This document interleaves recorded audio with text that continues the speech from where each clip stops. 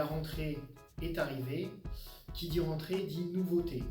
Je vais vous proposer pendant tout le mois 4 thématiques à aborder, une chaque semaine, où je vous ferai des vidéos explicatives. Donc aujourd'hui, on commence par la première. Qu'est-ce que la défiscalisation? Parce qu'il faut partir de la base. On dit le plus souvent faire de la défisc. Vous avez dû en entendre parler autour de vous. Moi, le but aujourd'hui, c'est de juste simplement vous expliquer ce terme barbare, la défiscalisation, dite défisc. Vous comme moi, nous sommes ici dans un cas de particulier. Je ne vais pas parler des professionnels. Les professionnels, c'est un autre domaine, l'impôt sur les sociétés. Chaque année, on paye de l'impôt sur le revenu. Ça, je ne vais pas vous l'apprendre. On prend tous des douloureuses à différents niveaux. Depuis déjà plus de 2 ans, ça se fait par un prélèvement du PAS. Le PAS, c'est le prélèvement à la source. On va directement prélever sur vos salaires où il y a des acomptes pour les chefs d'entreprise. J'ai fait plusieurs vidéos. S'il faut, j'en referai une sur un thème spécifique au prélèvement à la source. Après, il n'y a rien de compliqué. Par contre, vous et moi, nous sommes tous différents, nous gagnons tous différemment de l'argent, excusez-moi, et des revenus différents, donc différents montants à payer, car dans l'impôt, il y a plusieurs tranches. On appelle ça la TMI, la tranche marginale d'imposition, avec certains pourcentages, ce qui emmène à différents montants d'impôt.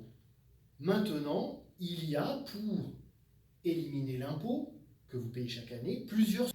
On est ici, vous, normalement l'impôt part à Bercy.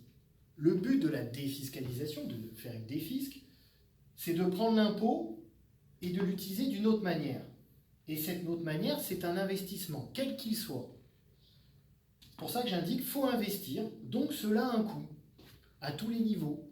Si c'est du crédit d'impôt, vous pouvez faire un emploi de salarié à domicile, pour la garde des enfants, le ménage, le jardinage, etc. Ça va se transformer en crédit d'impôt, mais vous allez payer pour recevoir après votre remboursement de l'impôt. On appelle ça un crédit d'impôt. Vous pouvez faire du financier, ça peut être de la retraite, avec des contrats qui vont vous permettre de faire de la déduction sur vos salaires, ou des placements one-shot qui va vous permettre de faire de la réduction d'impôt. L'année dernière, il y avait des investissements en PME qui vous créaient 25% de ce que vous mettez. Vous placez 10 000 €, vous aviez 2 500 € de réduction d'impôt.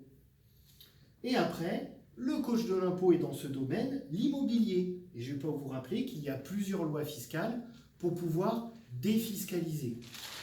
Donc pour résumer, l'impôt, on le place, que ça soit en aide personnelle, comme je vous l'avais dit précédemment, ménage, jardinage, garde des enfants, mais ça a un coût, soit pour de la future retraite ou du capital retraite, qui peuvent être de la rente, une distribution directement d'un capital, ça dépend du placement, ou de l'immobilier, comme préconise le coach de l'impôt, qui va faire augmenter votre patrimoine.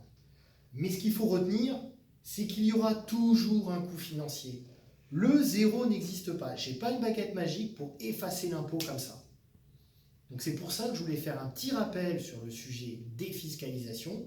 Faire de la défisc, c'est investir ailleurs son impôt. En fait, c'est changer l'orientation de ce qu'on devait payer à Bercy. Je vous dis à la semaine prochaine pour une nouvelle thématique. Et comme je vais finir comme d'habitude, moi je dis pan à l'impôt.